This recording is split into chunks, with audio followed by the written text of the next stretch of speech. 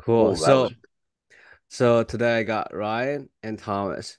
So Thomas, can you go first, like introduce yourself for a little bit? yeah, I'm Tom Barbeau. I'm the return to play coordinator and assistant strength and conditioning coach for the Carolina Panthers. Uh, been on here a couple times. It's always a great time. Fired up to be back, hanging out with Nice, the boys. nice. Got our game So, face on today. right, like, can you like introduce yourself a little bit? Yeah, how you doing? Ryan Bellerose, Director of Sports Science, Carolina Panthers. Going to my fourth year in the Carolina Panthers in the NFL. Been working with Tom for the last 4 or 5 years. Grew up in New Hampshire. It's actually kind of a random, funny story, but Tom's dad was one of my professors in college, and his aunt was my athletic director. So we got a long history. Cool. Yes, we didn't even really know each other then. It's kind of crazy. We like started to get to know each other after, and I don't even think we had really like met in person like one or two times at a conference, and Yep. then all of a sudden we're working together, and then living at Andrew Altoff's house. It was COVID, and we but like nobody else had moved here yet, so we're fast friends. We were literally learning Bruderman in the front yard of Andrew Altoff's house for the first time all 2020. Like rudiment serious? Yeah, Yeah, yeah. all of Bell 2020, hadn't we been all lived in introduced the same yet. house. Oh, Hadn't been introduced to it, so I was teaching him all the dribbles, the rudiment hops, all of that in the front of Altoff's house. Because at one point we were kicked out of the facility, like everybody was kicked out everywhere. There was a short period of time where we were the only people that were able to go into the building. So we would make our morning drive to and from the facility, and then we were kicked out too.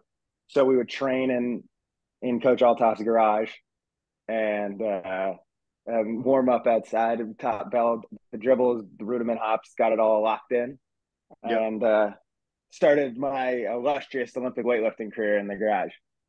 Yeah, Bell, exactly. I taught Bell dribbles. He taught me how to Olympic weightlift. nice. So, so since you guys been working together for like 4 years, like what is the like relationship or like what is like the conversation between you guys? Like I know Tom, you work with return to play, and Ryan, you used to only work with return to play, right? So what are the conversations you guys have like daily?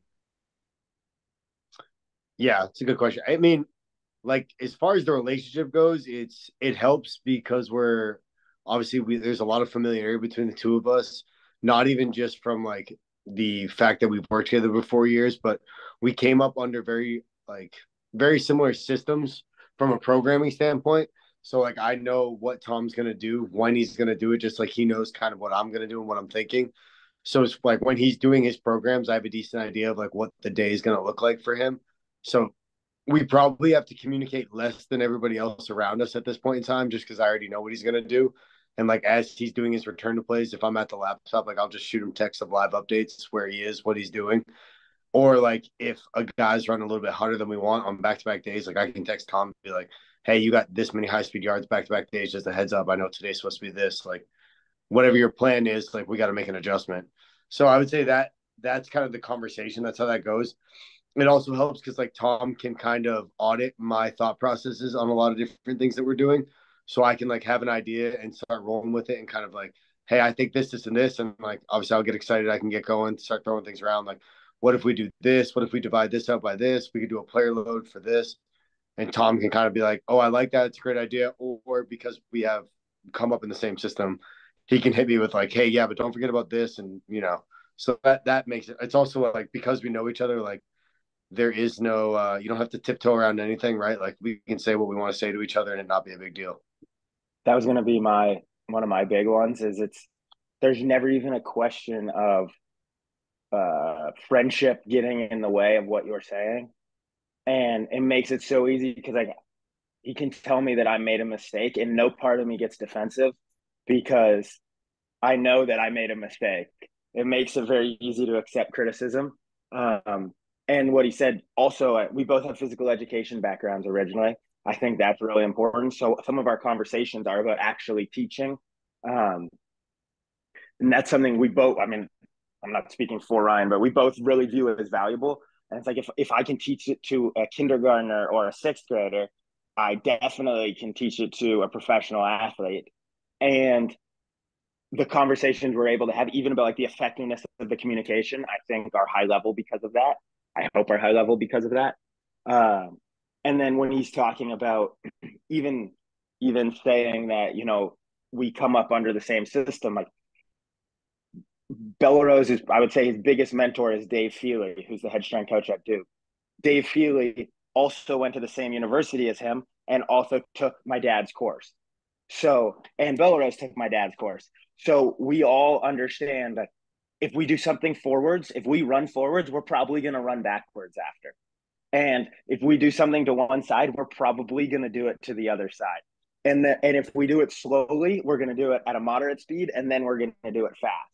Yeah. And those are uh, just like concepts, traits that we understand within our system. Then we program using the same Russian volume calculations from the system from Rob Panarillo and Johnny Parker and Al Miller. So when it's weight room auditing or running auditing, like we know big picture, we have an idea of where it is, and then we're able to discuss the specifics. But we're already going to be at least on the same wavelength, big picture as far as that goes, and that's a benefit of pretty much everybody we work with. Everybody applies a version of the system of Rob and Johnny and Al's volume calculations to everything we do. So it's, hey guys, this is a 32% week. All of us are on the same page. Oh, we're going to get after them this week. There's no need for more than that. Cool. So have you guys ever, because as a strength coach, I work with sports science. Have you ever like have like um have a little had a little fight a little about something ever? Like us Right. argue with each other. Yep, yep, yep. Oh yeah, we definitely argue. But it's, yeah, It's yeah. not. Yeah, it's not like it's not bad, but like it's just like one person can just be a little bit more passionate about something at a certain point in time, and the other person has to bring them back down sometimes, or just sometimes it's like, okay, I hear you, but also hear this. And I wouldn't even, yeah, I guess it's not even really arguing. It's just like hearing both each other's point of view. Like there's things we randomly disagree about. Like we disagree about counting dumbbell bench in a different way, but it's not even like an argument. It's just Tom knows I like it a certain way. He likes it a different way. When you do the math out at the end of the day, it literally ends up being the exact same thing regardless. So it doesn't actually matter.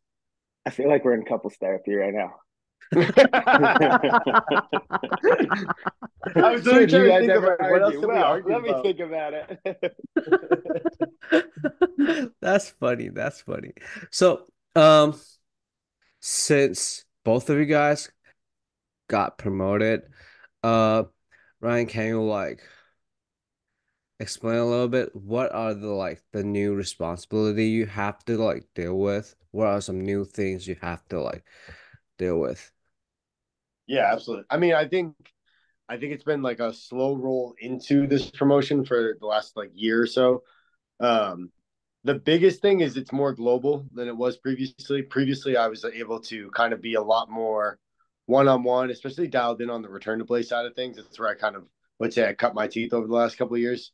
Now it's much more global picture, global management, and like figuring out how to develop systems and put systems in place where we can audit as much of what we're doing as we can to prepare the guys for where we want them to go, but also figuring out like, hey, this one individual needs to be managed in a certain way, but then that doesn't mean that we forget about the team.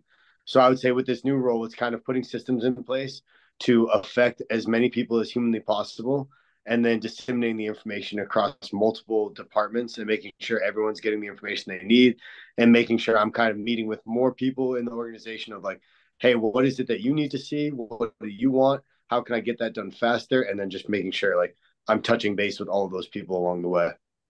Cool. Tom, how about you? So my role has changed a little bit. I've been doing the return to play previously, especially all the on-field stuff. We actually added another member of the medical team too in a return to play role.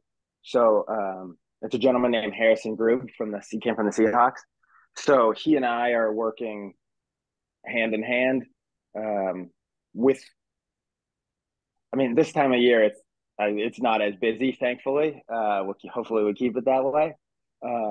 But we just we're working with any of the injured guys on the field during practice, pre-practice, um, talking through what they'll be doing in the weight room while they're modified, handling the longer term rehabs on the field. Um, most of it I've done previously. My role has been during practice taking the injured gentleman and moving them however necessary. I'm a believer in I would say like a velocity speed based approach to rehab, um, similar to Jonas Dodu and his crew, um, and the Elevate Rehab crew. I think that's what they're going by now. Because they used to be Speedworks Bath, and now I think it's Elevate. Um, but I would say I share philosophies with them as well as kind of global movement. But we have done so during practice. I take those guys and we move them around on in the used to be in the indoor, now it's under construction, but we move them around on the side during practice, and try to build them up to be prepared for systemic load as well as movement requirements of the sport, their position. That's where I mean, like as Ryan just said, previously he would give me all the demands. All right, these guys are going to be expected to come back to this. How can we use our understanding of periodization to put them back in the best specific place? Whereas now he is trying to do that on a global scale. I'm still more in the one-on-one setting with these guys. It's a So, great time solving the puzzles. nice. So, um, last time when I have conversation with Ryan, I received like tons of message about like how smart, like the way you explain the data to like the the coaches. So, I want to start with, since you kind of moved to like from only return to play to like like more global. Can you like tell us a little bit like uh in terms of like GPS data? Um, I know we talked a little bit about this before, but still like what are the main difference between like return to play and like tracking the whole like practice? Yeah. Yeah, I mean, I think return to play, right, is like, what are you trying to do? Like the first thing that Tom and them are trying to do is they're trying to figure out how much movement can we do with this guy? How can we get him back functional? Once they're back in a functional state, then it's about rebuilding capacity, right? And then once we're rebuilding capacity, it's then about developing out the physical qualities and traits that they need to go back on the football field. Now we have systems set up, kind of what we talked about last time with rep calculators and these different things where Tom can kind of go in and look at like, hey, when do I want to return him back? This point in time, this is what the practice looks like. This is how many reps are available. You've gotten him to a X player load that equates to 12 reps. Great. So that guy's good for 50% of practice. What is 50% of practice? It's a full Indy and it's 12 reps. And then from there, we can make changes, right? And it's like, hey, he's not going to do Indy. We want him more on team reps. Great. He's got 20 reps. You know what I mean? So that I would say, as far as the return to play side, now that's a much more simplistic view of what it really is. But again, like I think from a load management plan, like that's what that looks like. From a team management plan, it's all about systematically kind of approaching a week and giving them enough time to recover from the high training without dampening the central nervous system from all the low stuff. I look at it, the easiest way I look at it is it's like a banking system, right? And you look at the week as far as like, hey, I have a budget for my whole week, right? So for us, like Monday is a low day. So if I'm just looking at like a bank account, right? Like Monday, low day, I got $10 to spend. Tuesday, high day, I got $20 to spend. Wednesday is like a complete deload. You have $5 to $7 to spend. Like we're really penny pinching because we're trying to get to Thursday, which is our medium day. We'll say it's $15, right? So whatever that actually, I think that's like whatever the math is on that. I wasn't actually doing math while we were talking, but you get the point. And then from there, you just get to that's what you have for the whole week. Now, what does the bank account system do for us? It really makes it real easy where it's like, hey, you had $10 on Monday, but you went out there and you spent $15. Great. Well, then on Tuesday, you don't get $20 anymore, right? Like you spent too much on Monday. I got to get some of that money back. So now your what you did on Monday essentially dampens Tuesday. So we got to pull back on Tuesday. He's still going to have his Wednesday. And then Thursday, we just get what's left in the bank account. And that's it. Like that's all you get. And it's not like there's not some magical way where we can add more money into the bank account. Like it's about educating the coaches on how to handle that, how to give their guys enough stimulus to then get them to recover for the next thing. I I love how you explain this using the bank account. I love this. People are gonna love it. People are gonna love it. So, Tom, like you mentioned, like you use like Speedworks method or like their approach to return play. So, like, let's say like uh for hamstring strain and like um let's say ACL injury, like since they got injured, like I know these are two different injuries, so might need you to like walk us through two different ways. But like like how long did it take for you to like do like dribbles like you mentioned and like A skip, B skip, and then like maybe a little bit acceleration for these two injuries? uh, as soon as possible. I know that's not a good answer, but that is the answer. Um, as soon as possible, whatever does not elicit pain. And the pool is also an amazing solution, right? So, in the two examples, we have a hamstring, regardless of grade, after they can walk there without pain, we will, I mean, even then, like, as soon as they're feeling okay upright, we might even stop just walking rudiment, start walking rudiment, start vocal movements, because again, movement is medicine and movement is moving fluids and helping with inflammation, all of these things, helping in a positive way, not like taking a anti-inflammatory, which is actually slowing down the healing response, right? Um, with an ACL, obviously it's way slower. So I'll do one at a time. I'll do hamstring first, right? So as you know, as early as day 3, we're dribbling, and as long as they're without pain, and as early as I mean, if they really feel good, we might run Excels day 3. Chances are we're running Excels day 6, and we're running 30 of them. Uh, then by day 9, we're running 40 of them probably. And by day 12, we may be running full speed. That's depending on the grade, how they respond, all of these things. With an ACL, you don't get it to happen that fast.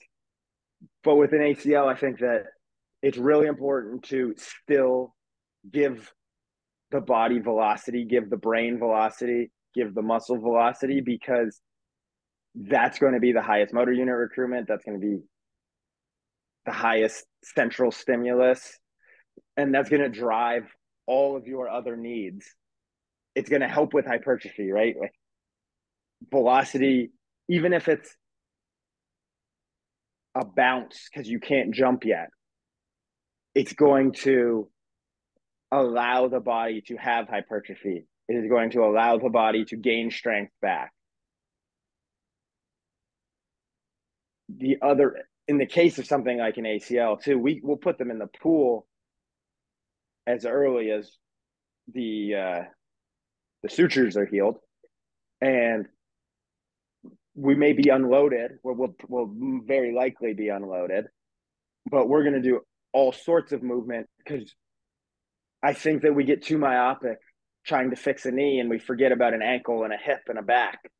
And those things, one, keep the athlete entertained, keep the athlete fit, you can fix movement problems that may have led to the injury, may not, but also may lead to decreased performance. I have a 9 month period to fix the athlete's inability to manage their pelvis now. What a great opportunity to teach athlete A what a neutral pelvis feels like and create stability around the pelvis when instead they would be doing their sport and not putting the time to it.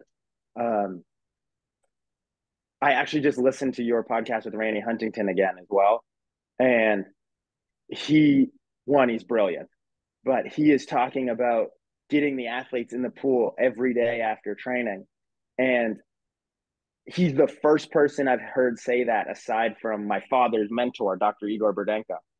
And I'm sure I'm not sure. I would assume Coach Huntington got it from some Eastern European Russian system. But when I was listening to that, I'm like, this is one, it's brilliant. Two, I never hear it. And it got me so excited. I sent it to my dad right away. I got so excited because it was, you know, people are figuring it out. And deep water exercise with flotation is incredible to get everything healing, everything moving. I believe it really moves the needle. Nice. So, like you mentioned, for those like two injuries, um, how like like when do you let them go back to like or like where the catapult As soon as they are walking. Yeah. as soon as they're It's walking? yeah, and what's great for us is like, especially the hamstring case, right? Like Tom has them moving so quickly, and like we've developed a system here where they're on the field as fast as possible. Like they don't lose chronic workload, especially in season. So like there's so many things that takes care of that we don't have to worry about later in the rehab process. And yeah, as soon as they're walking means they're out on the field doing walking rudiment and doing pelvis work and doing walking foot help from Bobby Stroop and doing hip walk exercises.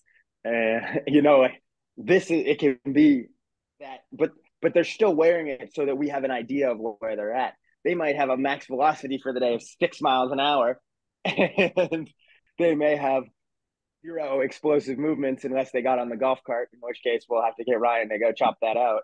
But aside from that, it's still giving us some information, and it's still able to track our system, or we're able to track it in our system of, well, he did something. And I know I mean, we also, our guys also wear first beat heart rate monitors. So that's nice because a battle rope and a bike doesn't mean anything to our GPS unit, but that is also workload. Um, yeah, that's what I got for you. Cool, cool. So, I know more and more coaches in the state use like speed-based rehab, like what Jonas do or like what Coach would do.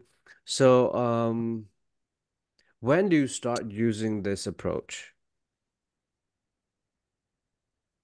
I think it's as soon as they're allowed again. So that's with a hamstring, it might be day 3, it might be day 6. With an ACL, you said Coach Boo, right? Coach Boo is the one that says, as soon as you can give them some sort of stress shortening cycle, do it. So that might be a band jump pogo. I mean, it's not a jump, you're pushing the band. It might be bouncing on the floor. That's velocity. And then it's build it back in.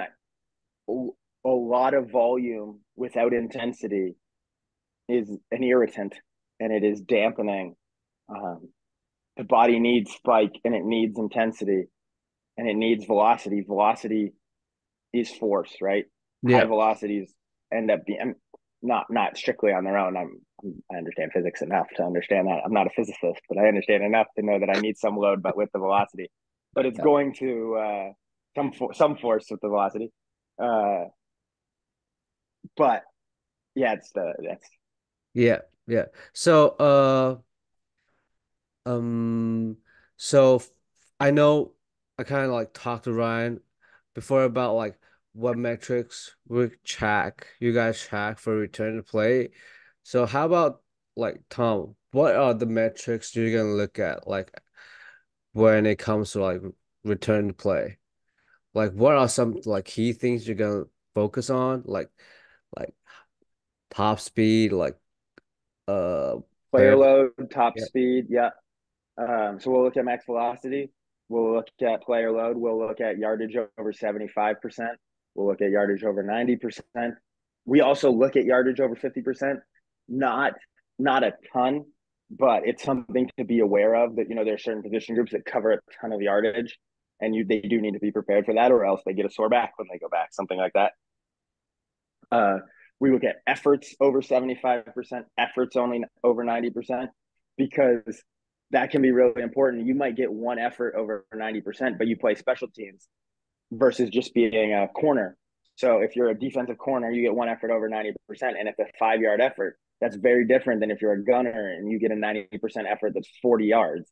Like, we have to do something different in preparation. We have to run a fly 30 instead of a fly 10 or a build up, right? Just on its own. We look at acceleration load. We look at, is that it? I think that might be it. Yeah, is so Explosive movements, IMAs, Yes, I am it in all high and low. directions. Yeah, Yeah. high and low, just kind of a summation. cool. So for GPS or like force plate, do you guys need to like let's say maybe an athlete need got injured, you need a return play. Do you guys have like conversation every day about this athlete or like the whole like crew? Yeah. I mean, we talk every day about everybody. We jump test, especially this time of year, we jump test on Mondays, and like we'll talk at some point throughout the day about every single person. What's nice is like all of our, I think I talked about this last time, but all of our testing is built into our training. So it's like I'm on the floor jump testing the guys, we're training the guys. So the conversation is just in flow with what we're doing. So it's like, hey, player X jumped today. It looks like this. When you get a minute, make sure you sit down and kind of check that out.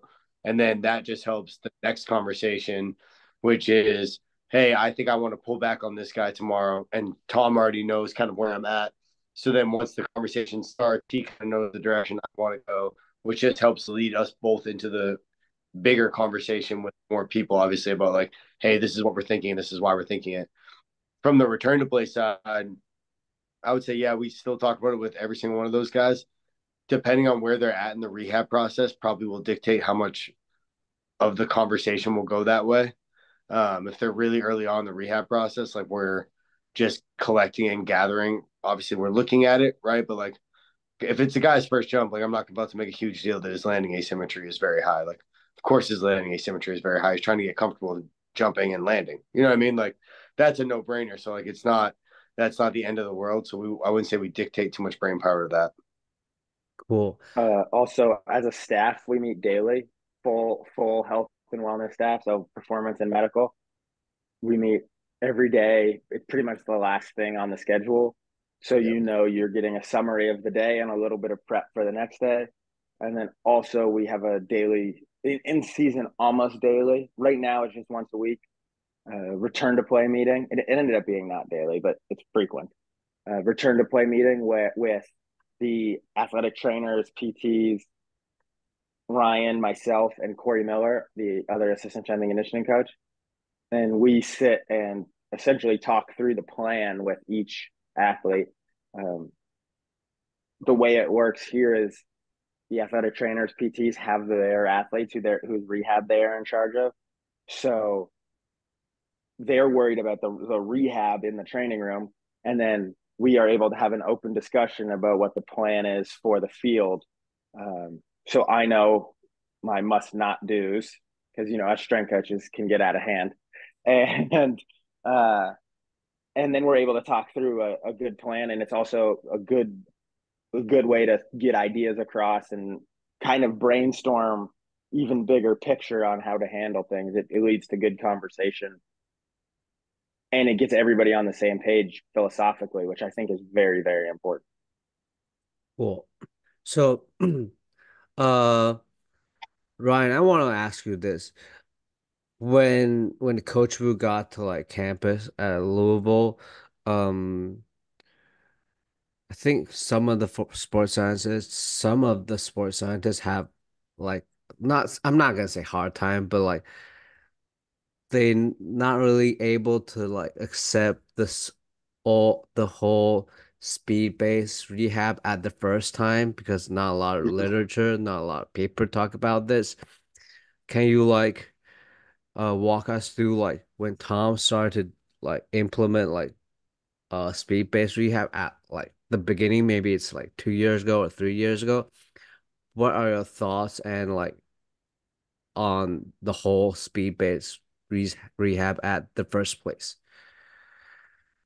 Yeah, I mean, I probably don't do the sports science community a great justice on this one because I came up as a strength coach. So, I mean, I came in the field as a strength and conditioning coach. So I went strength and conditioning intern, and then I was a performance nutrition intern at one point in time. Then I did a little stint with the athletic training crew before I was full time on the strength staff.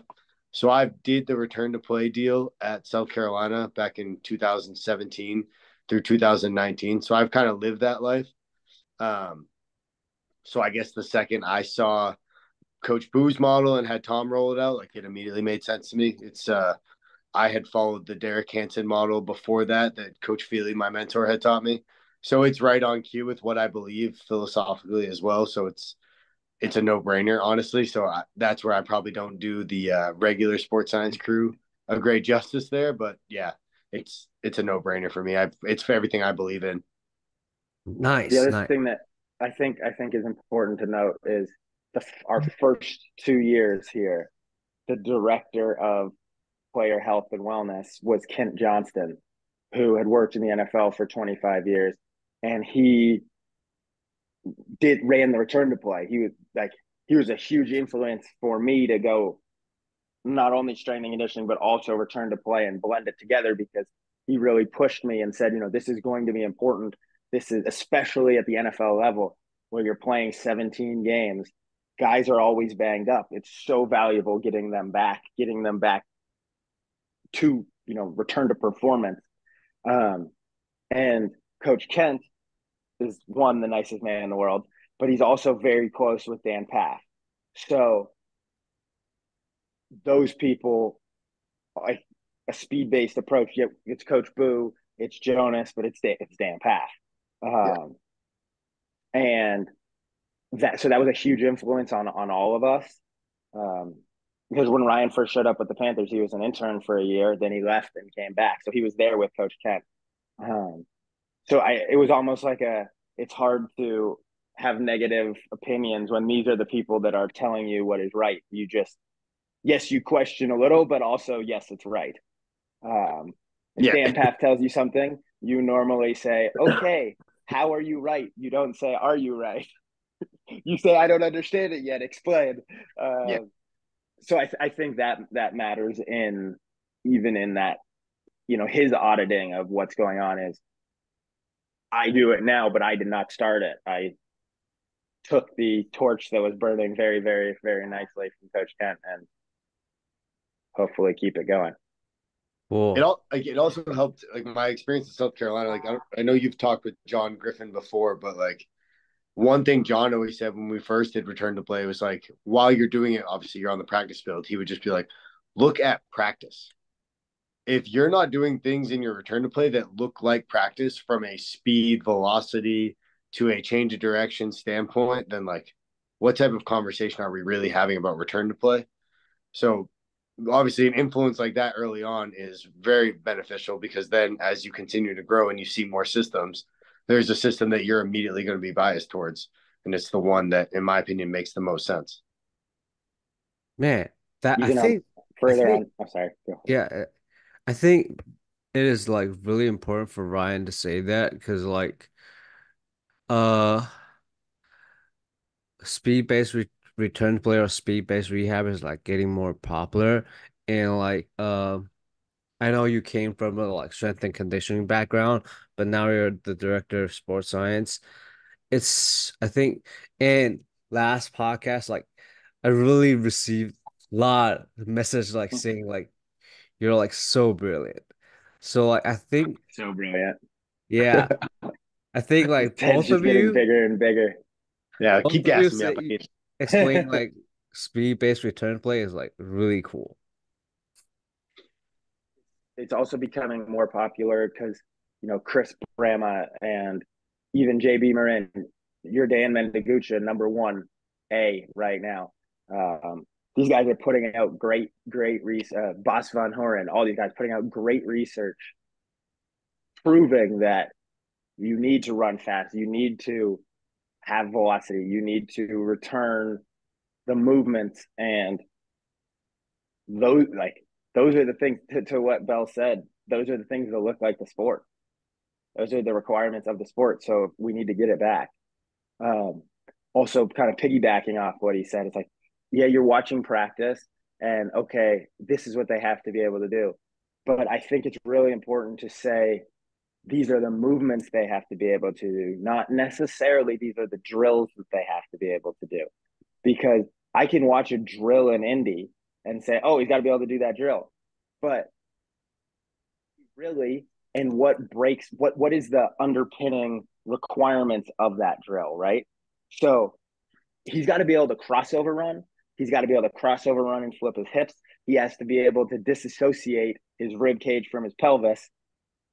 I just took 4 steps backwards, but I got to go from step A to step B to step C to step D. All 4 of those steps can happen in a 3-minute period, but I need to go through that checklist. A guy has a strained pec. Okay, what can he do? He can throw a med ball. That didn't hurt. Okay, now can he uh, throw a med ball harder? Yes. Now can he catch a med ball? Okay, what's next? Stretch shortening cycle, absorption to force production. So now I drop a med ball and he throws it back at me. All right, that didn't hurt. Now he can punch something. That didn't hurt. All right, maybe we can figure out something he can do that and I looks even think more like football. and Yes. I think that's where like the two of us can lean on our education background, right? Because like, what did Tom just do there? Like all he's doing is taking the skill that is playing that position of football. He's breaking it down into its parts. He's putting the parts together. So he's teaching each part of that. He's exposing him to each part. And then he introduces him back to the whole, right? Whole part teaching, introduce him back to the whole, which is practice, right? Like that's exactly what it is. He's just leaning on a different experience to get him to the final outcome. Cool, cool. So, uh, one thing I like to talk to Tom is because like he's not afraid to expose his like I'm not gonna say weakness, but like the things he want to learn. So last time he kind of like talked about he want to learn about like calf injuries.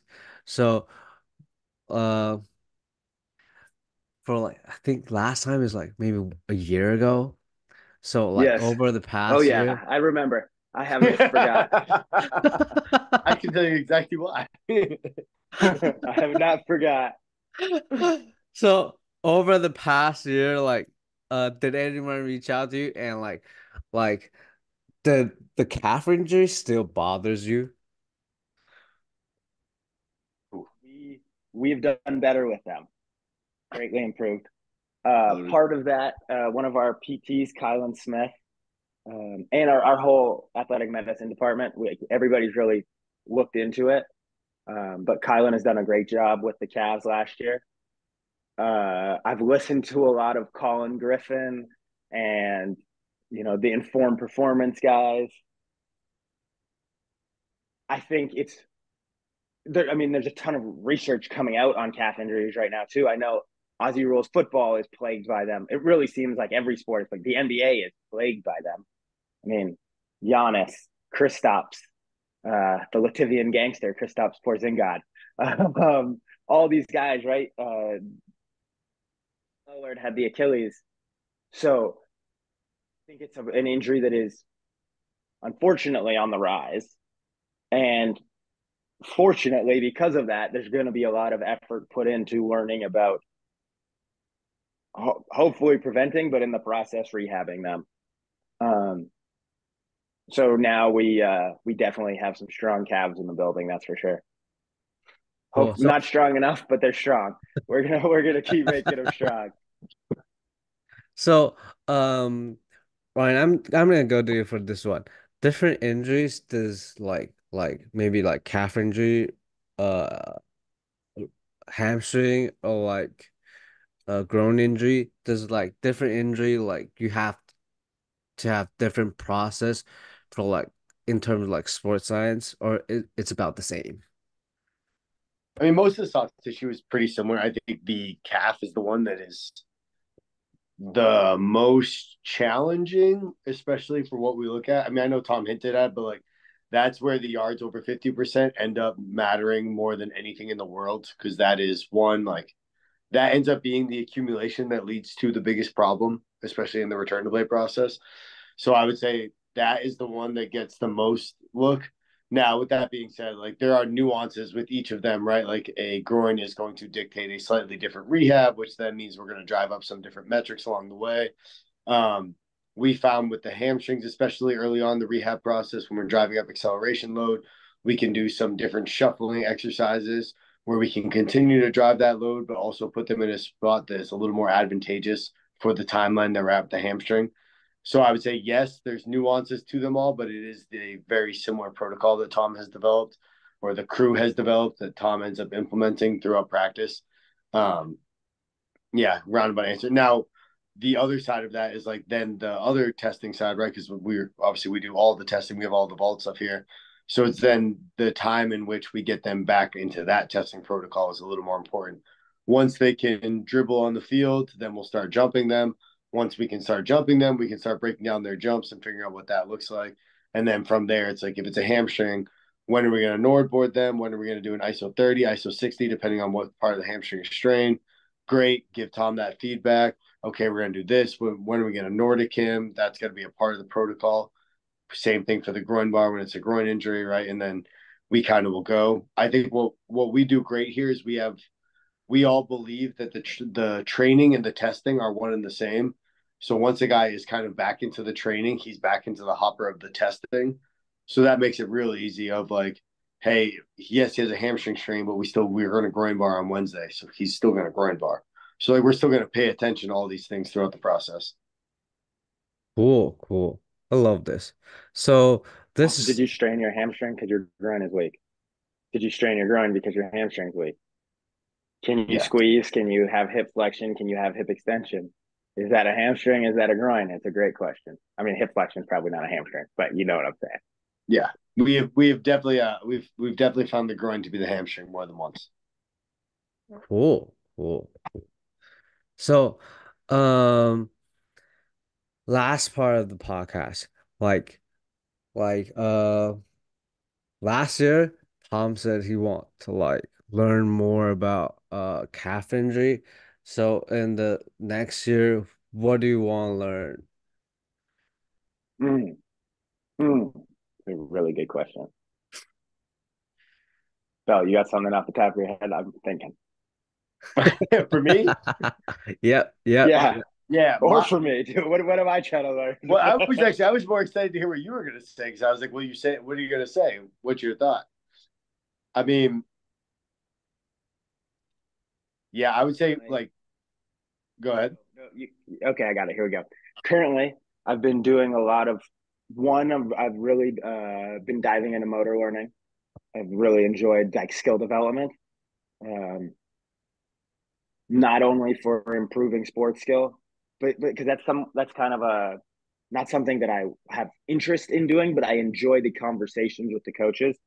Um, one of our assistant coaches, he and I have great conversations about improving sports skill. You know, the coaches talk about staying grounded through the catch. So it's keeping your feet on the ground and running as you're catching a ball.